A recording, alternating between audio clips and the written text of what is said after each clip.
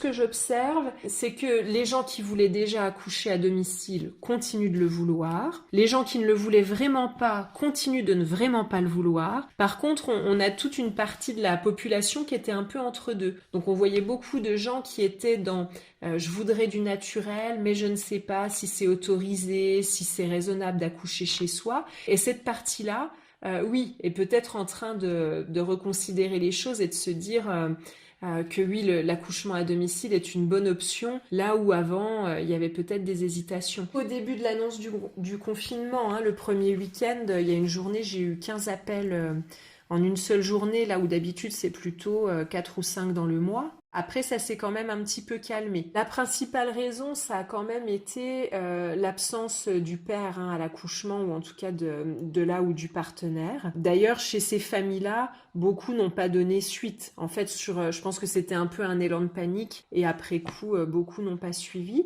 Mais on a aussi eu, on va dire, allez, peut-être un tiers des demandes, où c'était des parents qui avaient déjà une envie d'accouchement naturel, mais qui pensaient faire un accouchement naturel en maternité.